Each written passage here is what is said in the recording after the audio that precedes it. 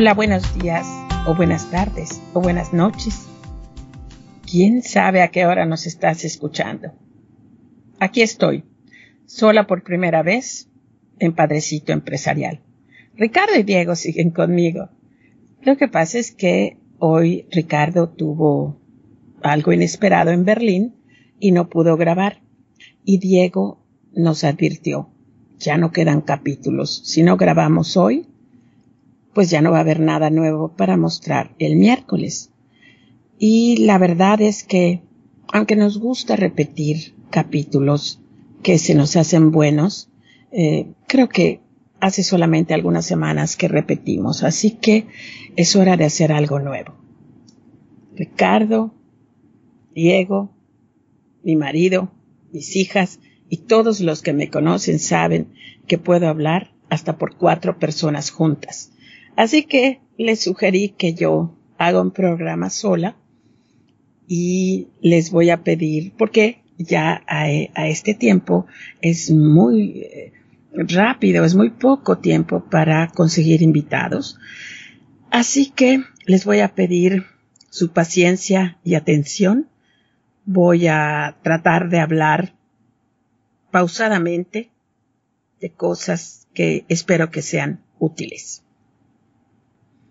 Obviamente que nada más tuve 10 minutos para pensar de qué tema pudiera yo hablar. Y para poder hablar de algo que lleve una secuencia, que no se agote, pues tienes que empezar a hablar de cosas que tú sabes, que tú dominas.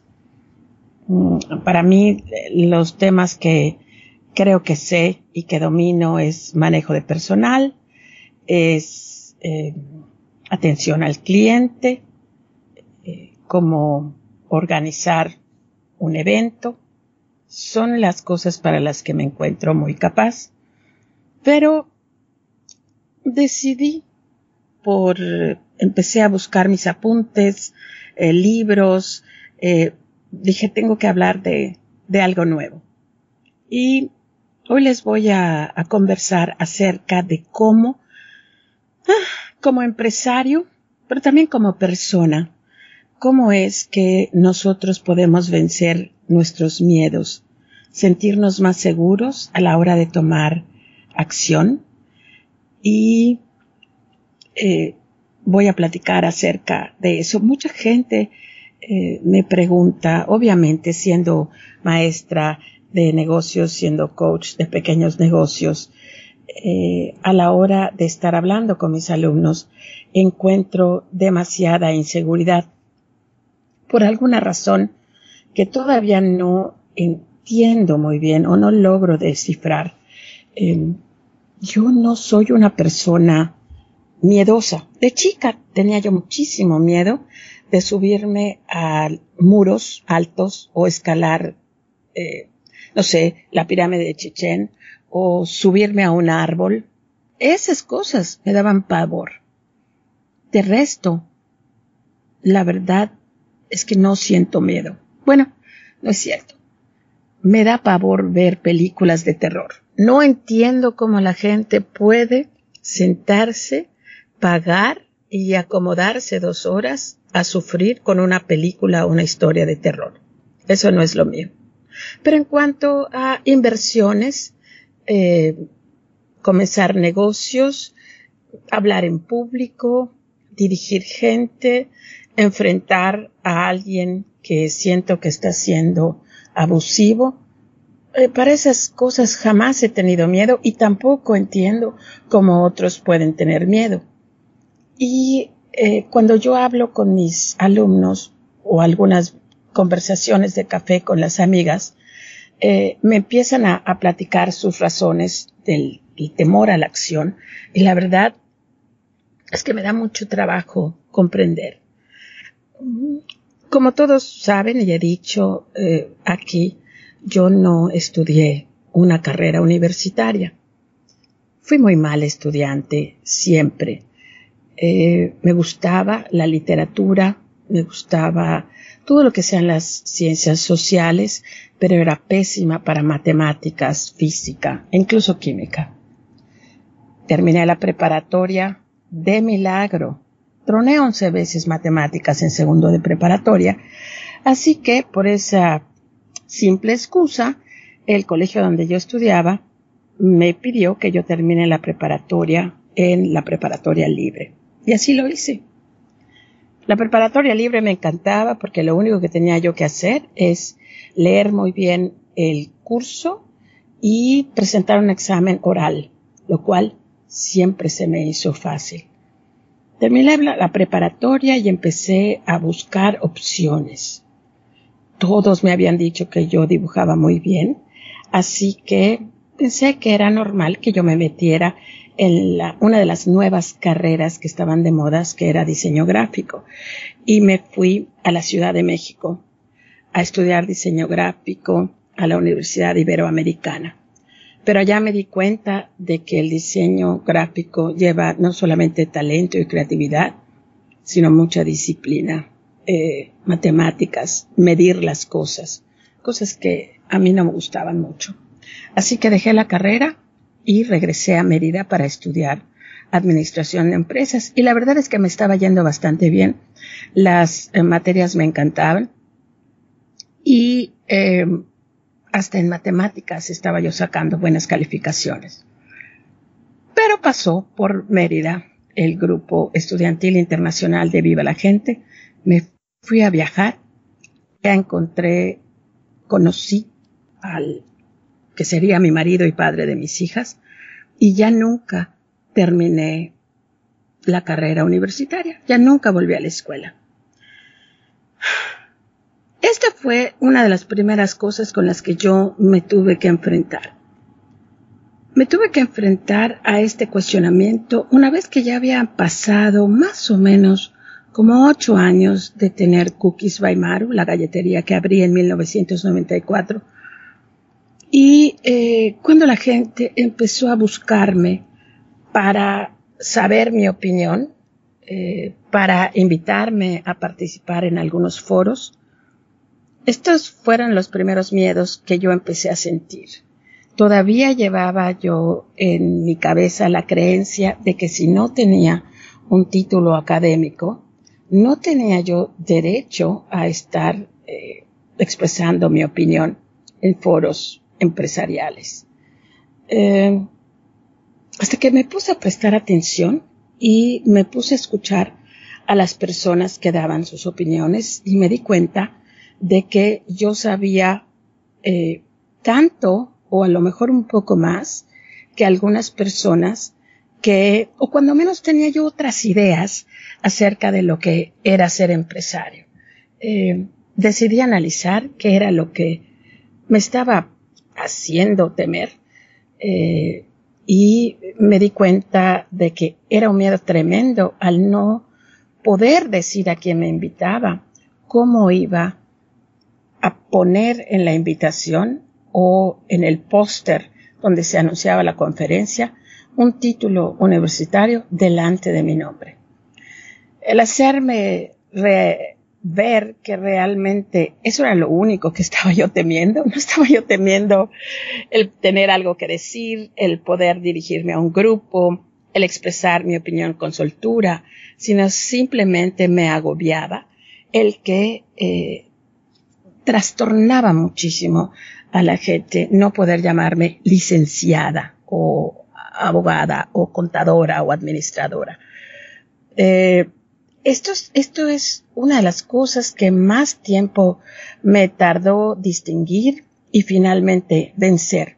Por eso cada vez que la gente me preguntaba o me sigue preguntando qué título poner delante de mí, yo siempre les decía panadera o galletera, lo cual ponía muy nerviosas a las gentes que me invitaban. Ese análisis que hice acerca de ese miedo hizo que el miedo desapareciera y decidí aplicarlo en diferentes circunstancias de mi vida empresarial. Como que comencé a analizar mejor qué era lo que a mí me preocupaba. No dejar que el miedo me venciera por miedo en sí, sino que yo me hiciera más consciente de qué era lo que estaba provocando este malestar.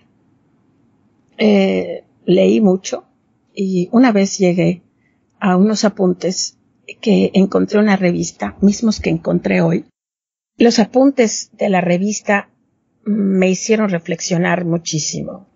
Así que hice mis apuntes, los traduje, los recuerdo y en realidad habían estado en una libreta olvidada hasta ahorita que me puse frenéticamente a buscar cosas. ¿Cómo vencer los miedos y las dudas que sentimos ante circunstancias diversas? Contratar a una persona, despedir a una persona, invertir dinero en un nuevo negocio, participar en sociedades con nuevas aventuras, decir que sí a un viaje, decir que sí o no a una oportunidad de empleo.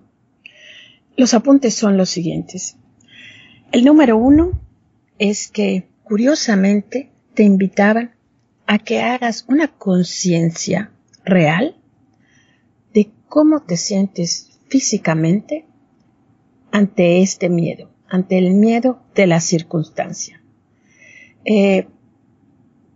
Tendemos a tensarnos en partes del cuerpo diferentes cuando sentimos que algo nos está amenazando, cuando sentimos la desesperación de tener que contestar incluso a alguna invitación. Digo que sí, digo que no, y el cuerpo te empieza a mandar algunas señales. Te empieza a doler la cabeza o sientes como que un malestar en el estómago o sientes que los músculos empiezan a tensar. Este simple acto de observación acerca de cómo se siente tu cuerpo te ayuda muchísimo a relajar el miedo. Yo me acuerdo que una de las cosas que yo hacía, y me da risa que en realidad lo he dejado de hacer, una de las cosas que yo hacía es que yo encogía los dedos de los pies tanto que a veces hasta me lastimaba. Cuando alguien se apresuraba para que yo le dé una respuesta rápida o si de repente me tenía yo que parar a dar una explicación o alguien estaba portándose grosero conmigo y yo no sabía si callarme, responder, qué responder, yo enseguida enrollaba los dedos de los pies. Y esto siempre me acuerdo que lo hacía porque nadie viera a ver de los pies. Y aunque yo tuviera sandalias puestas, yo lo que a mí me preocupaba más era, después hice conciencia de esto, era que la gente no me viera ni sufrir, ni sudar, ni dudar. Entonces veía mi cara totalmente tranquila, pero los pies me estaban matando. Entonces empecé a tomar nota de esto. Cuando alguna situación se me hacía tensa o me asustaba o me mortificaba, siempre hacía rollito todos los dedos de mis pies. Esto es algo que suena muy sencillo, pero si nosotros comenzamos a hacer esa investigación consciente, vamos a notar cuáles son los signos que físicamente nos hacen sentir incómodos. O sea, cuál es ese dolorcito que te avisa, ¿sabes qué? Esta situación va a ser un poco difícil. A lo mejor no es algo a lo que te quieras meter, aunque ahorita pienses que es bueno decir que sí. O esta es una situación que siempre te hace que contestes demasiado rápido y de manera grosera. Aguas, no se te vayan a ir las palabras sin querer. Y esta conciencia de lo que el cuerpo nos dice es un aviso extraordinario para que estemos preparados a no actuar precipitadamente, a no contestar precipitadamente y hay que preparar contestaciones fáciles, libretos cortos que puedas recordar para contestar en situaciones así. Por ejemplo, una de las preguntas que yo aprendí para contestar situaciones difíciles es simplemente contestar: esto que me dices es interesante, déjame averiguar más o explícame un poco más acerca de lo que quieres decir. En las invitaciones siempre digo: suena maravilloso, déjame checar mi agenda porque no estoy segura de que pueda decir qué es. En ofertas de asociación de dinero, aunque no mucha gente conteste inmediatamente que sí, alguna propuesta económica de asociaciones comerciales, sí muchas veces por no querer caer mal, comentamos con una sonrisa de: oye, suena fantástico, se ve muy interesante, y la otra persona lo toma como: ya me dijeron que sí. Entonces tenemos que incrementar seriamente la conciencia acerca de nuestras respuestas, la sensación física y cómo todas estas respuestas repercuten en la recepción de la otra persona o en la interpretación que otra persona haga de nuestras respuestas. La otra parte que tú tienes que incrementar, el segundo paso que hay que incrementar, y parece todo esto como ciertos pasos que toman mucho tiempo, pero en realidad solamente mi explicación está tomando mucho tiempo.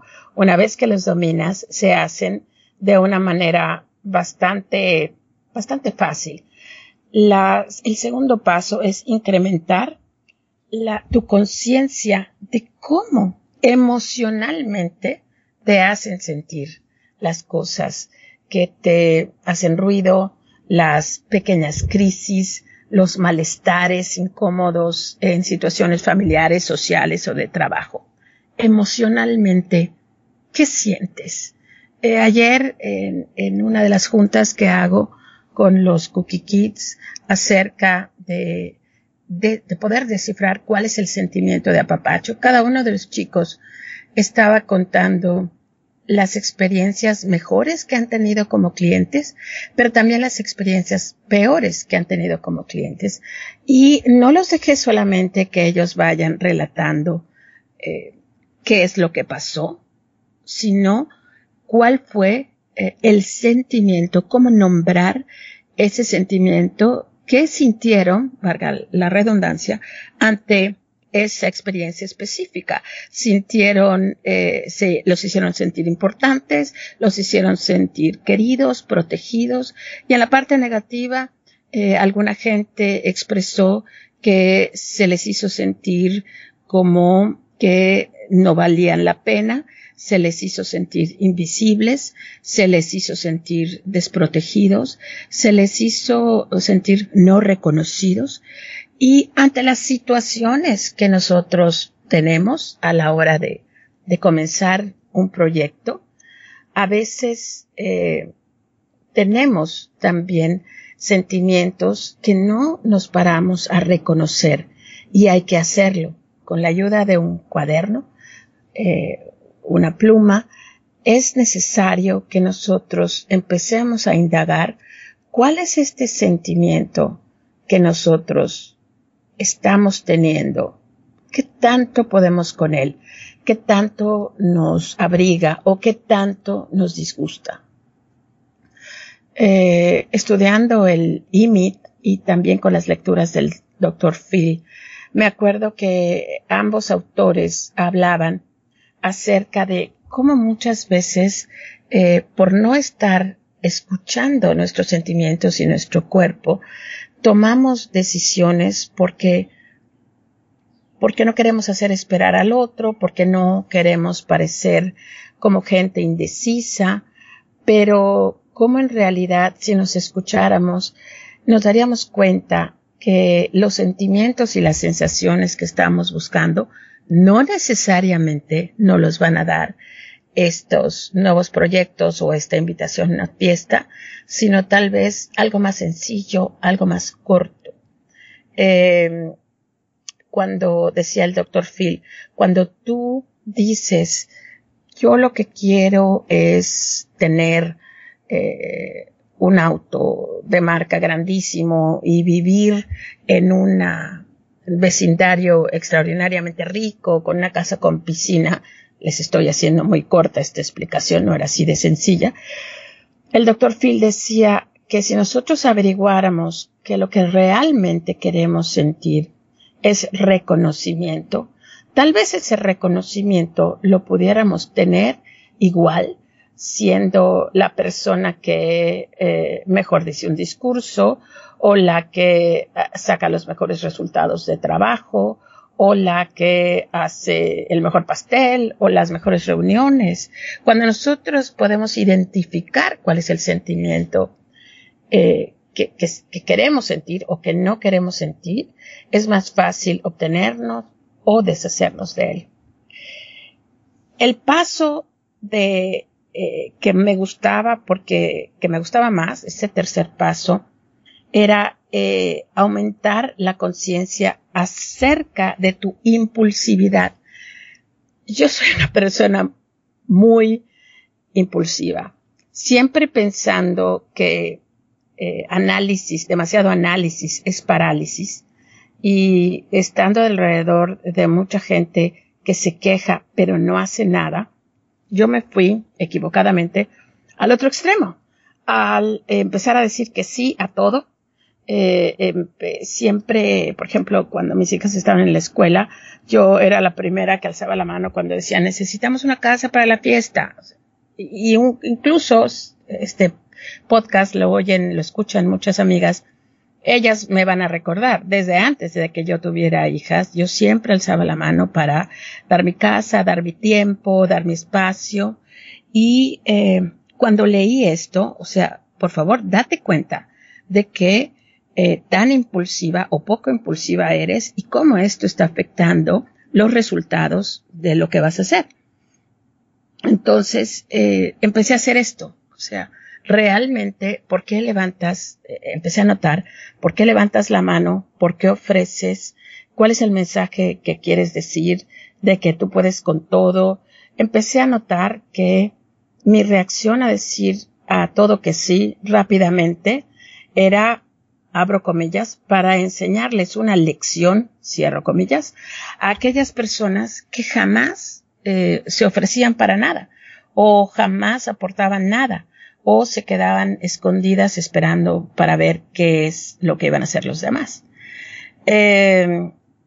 Este tipo de conciencia no solamente me ayudó muchísimo en los negocios, sino que me ayudó muchísimo para mi vida, porque empecé a analizar todas las cosas, todas las gentes, todas las situaciones con las que yo estaba viviendo, y que me estaban empezando a sentir que mi plato estaba llenándose de una manera brutal, estaba ya rebosando.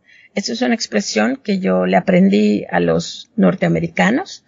Mi plato está lleno, oye, ya me serví demasiado y tengo que parar, porque si no se me van a empezar a caer la comida por los lados y esto va a ser un desastre. Y simplemente comenzó con este pequeño acto de conciencia. ¿A qué le estoy diciendo que sí rápido y por qué? ¿Y qué es lo que no estoy pensando menos un par de días y por qué? ¿Cuáles son las necesidades que yo tengo de impresionar a qué o de dejar qué mensaje? En cuestión de los miedos, el cuarto paso me encanta, porque es el paso que te hace preguntarte realmente ¿qué es lo peor que puede pasar? Y de los 5 pasos, este es mi paso favorito. El cuarto paso. ¿Cuál pudiera ser el peor escenario? ¿Qué pasa si le presto a esta persona 5,000 pesos? ¿Qué es lo peor que pueda pasar? Bueno, lo peor que pueda pasar es que no me los devuelva. Ok, y si no me los devuelve, ¿puedo yo seguir sin estar metiéndome en problemas de escasez o faltar yo a mis pagos? Esto es lo que yo me debo de preguntar. ¿Qué es lo peor que pueda pasar si yo me meto en una sociedad? Bueno, podemos terminar peleados, podemos encontrarnos con que las visiones eran diferentes, y nosotros tenemos que ver qué tanto podemos nosotros lidiar con estas situaciones. Claro que este tipo de análisis te lleva inmediatamente al paso 5, que es busca todas las soluciones posibles. En el caso de meterte a una sociedad, comenzar algo en conjunto con una persona que a primera instancia parece maravillosa, la solución sería hablar con esta persona, decidir que ambos podemos tener una visión diferente y que sería buenísimo escribirla por separado y también tener un acuerdo de revisión anual o semestral acerca de nuestra sociedad y tener un plan de salida que se haga cuando los ánimos están calmados, cuando somos grandes amigos y simplemente saber que si las cosas no funcionan, no necesitamos terminar peleados. ¿Qué es lo peor que puede pasar? Ahora estamos nosotros abriendo o en planes de abrir una sucursal de Cookies by Maru en una de las plazas nuevas. Es una sucursal que va a ser 4 veces el tamaño de nuestra sucursal más grande.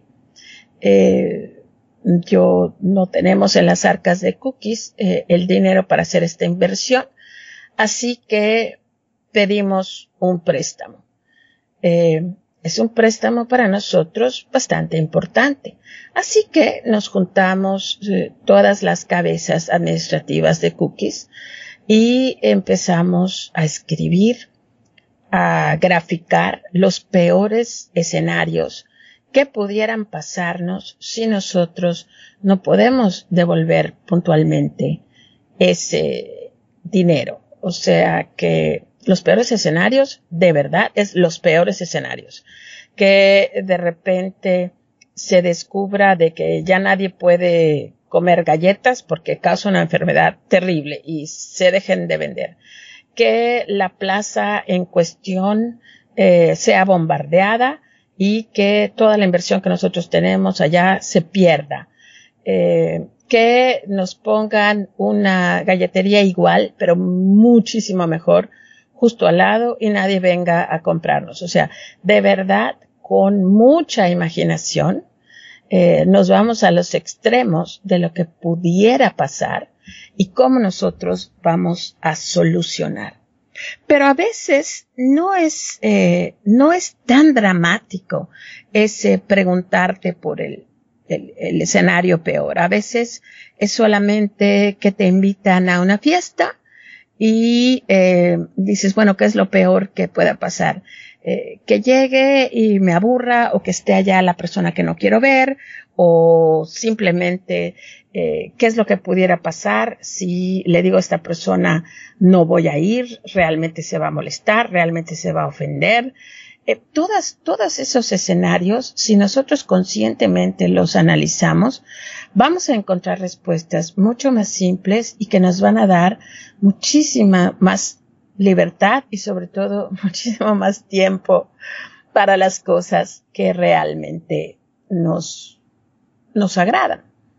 Regresando al caso del préstamo que Cookies obtuvo, así como fuimos creativas en los escenarios horribles posibles, así también fuimos creativas en la resolución del problema. Una de las soluciones que más risa me provocó fue una que dijo Carla, nuestra directora general nos dijo: Maru, tú al estar dando iniciadores a tantos alumnos, tú ganas tantos miles de pesos la hora. Así que si te ponemos a dar cursos de iniciadores 6 días a la semana durante 8 horas seguidas durante 5 meses, pudiéramos pagar este préstamo. Y la verdad, me causó mucha gracia, me dio mucha ternura esa percepción que ella tiene de mí, pero la verdad es que nos calmó muchísimo el saber de que, si bien sí nos sentimos con la capacidad de afrontar este reto, si las cosas se pusieran mal, tenemos nosotros los recursos, sobre todo de creatividad, para responder ante esto.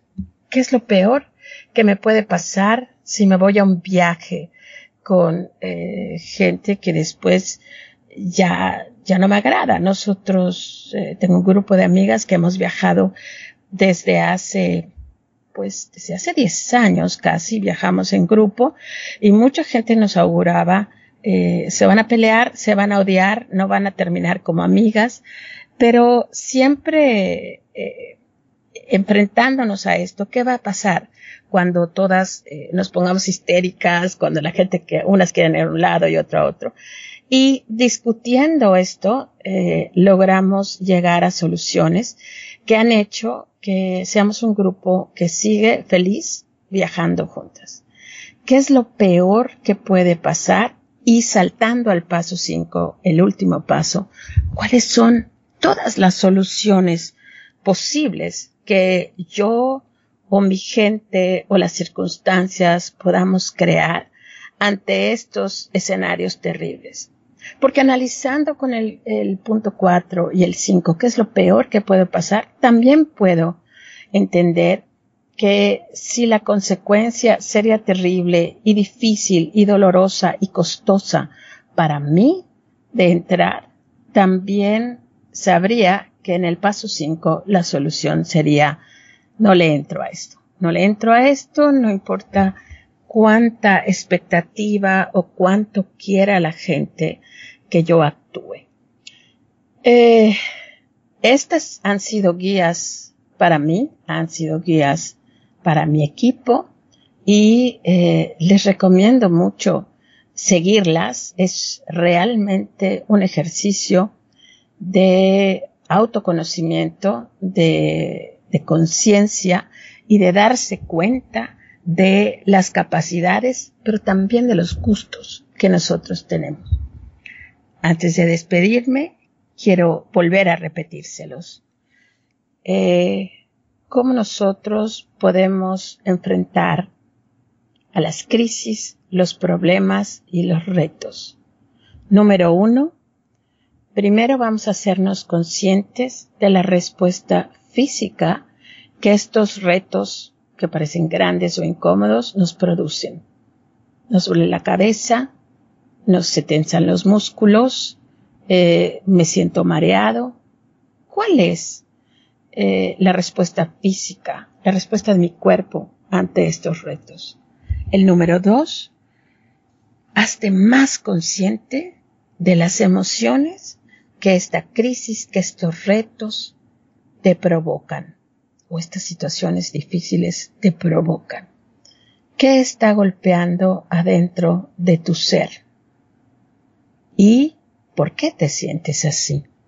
El paso número 3, controla y analiza esa impulsividad o esas ganas de tener que responder de manera rápida ante la gente.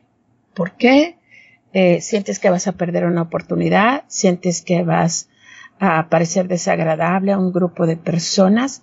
¿Qué es lo que te está haciendo responder de esa manera? Número 4, pregúntate siempre, ¿cuál es el peor de los escenarios? Prenderle la luz a los monstruos que creemos que viven debajo de nuestra cama y darse cuenta de que la mayoría de las veces son controlables y que tenemos recursos sobrados para poder afrontarlos Y por último, si decidimos tomar un camino, una sociedad, invertir dinero, irnos de viaje, tomar un empleo, tener siempre sobres de salidas que contengan argumentos, que contengan libretos, que contengan opciones ya pactadas, ya habladas, aunque sea con nosotros mismos, y que nos ayuden a solucionar sin dolor, sin estrés y sin enfrentamientos las situaciones que llega un momento de decir, creo que yo ya no estoy contenta o contento aquí y debo de irme. Espero que mi primer podcast sola les haya entretenido, haya servido.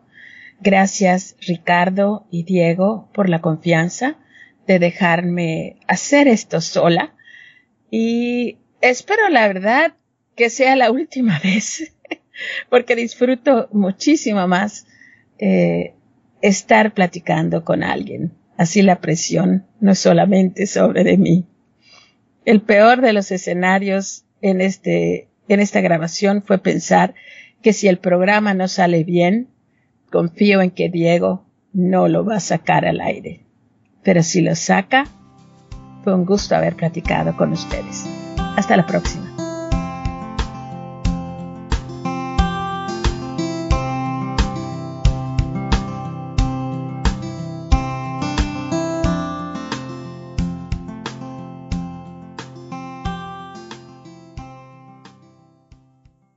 Este fue un podcast de 42 Broadcast Network, producido por Diego Escalante y Ricardo Ancona. Más información en 42bn.com.